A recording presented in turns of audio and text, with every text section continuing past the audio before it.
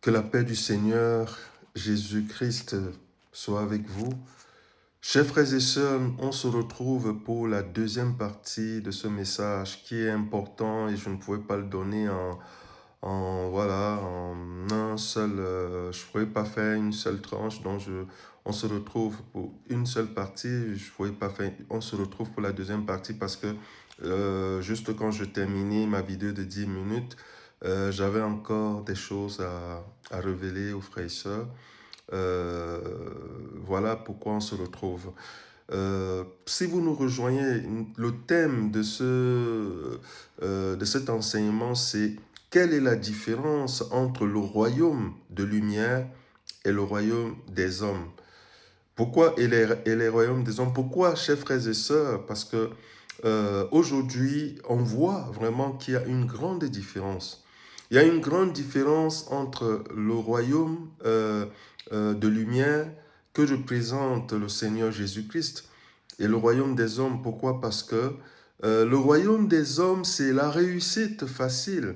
Le royaume des hommes, c'est voilà, c'est vraiment le matu vu, c'est ce qui frappe. C'est vraiment montrer que j'évolue aussi, montrer que je possède les biens, montrer au monde que voilà, j'ai réussi. Mais le Saint-Esprit dit à tous les enfants de Dieu qu'il n'y a aucune réussite dans le monde. Hein?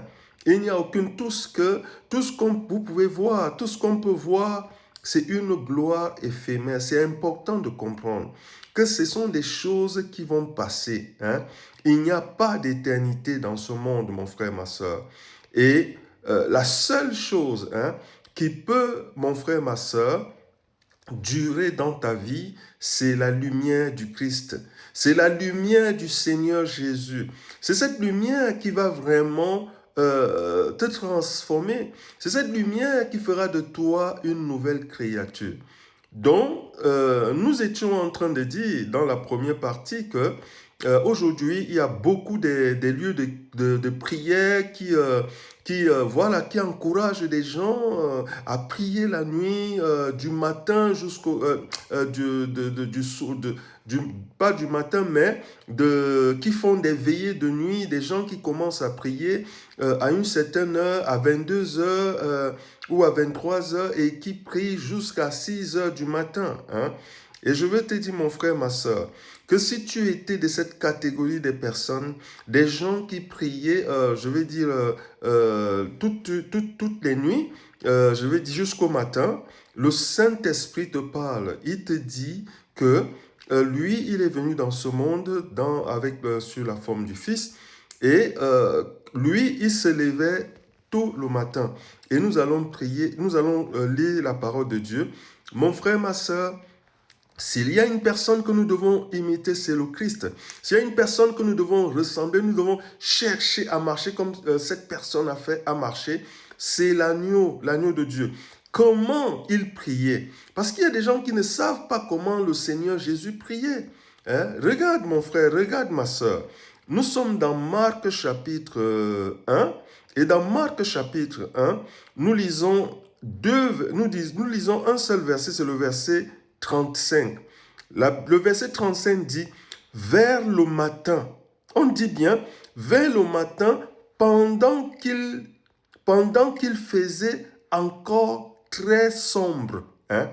Vers le matin, pendant qu'il faisait encore très sombre, il se leva et sortit pour aller dans un lieu désert où il se mit à prier. Est-ce que vous comprenez, chers frères et sœurs?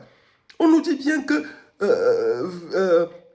vers le matin, pendant qu'il faisait encore très sombre, donc très sombre, c'est quand on regarde, c'est 5 heures, hein? C'est 5 heures.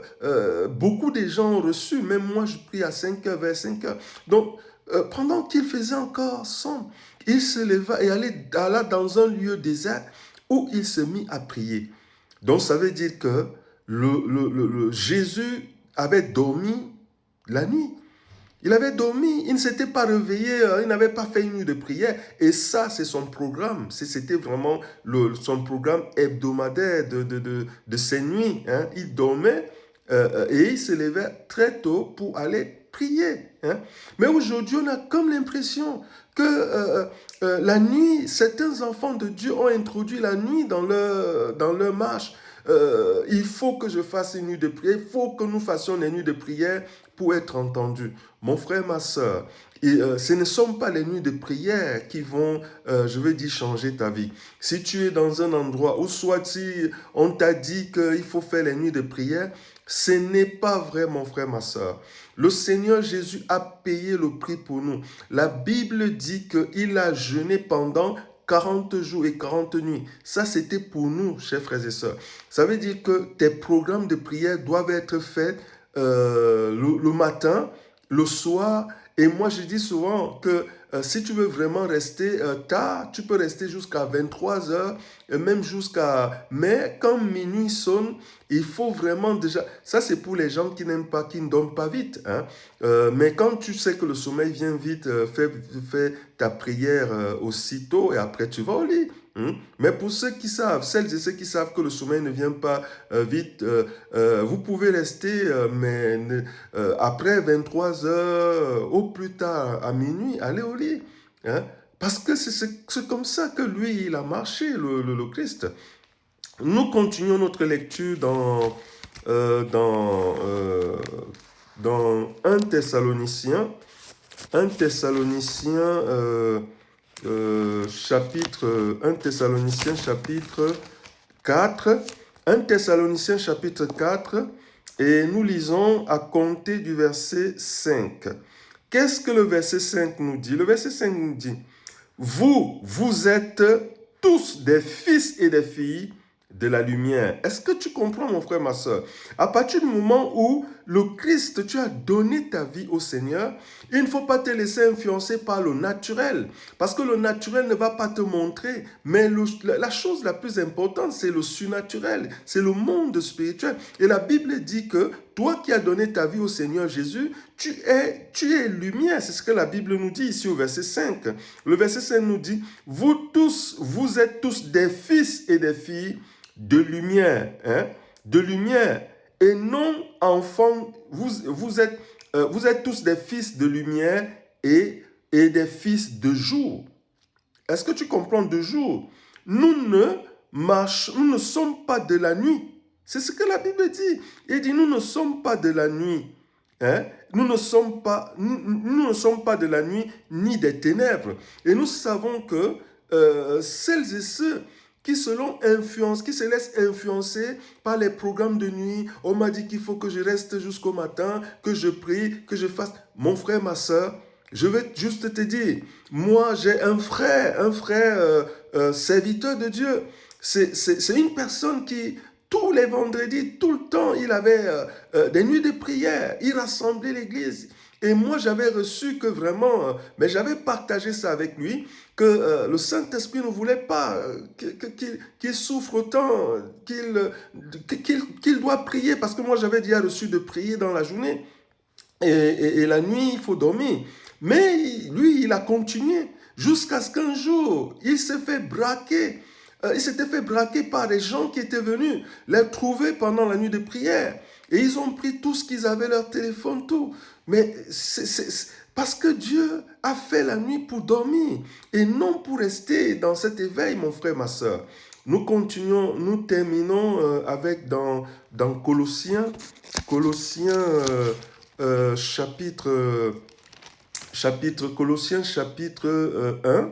Dans Colossiens chapitre 1, suis mon frère, ma soeur, qu'est-ce que le Christ a fait pour nous? Qu'est-ce que le Christ a fait pour moi? Qu'est-ce que le Christ a fait pour toi?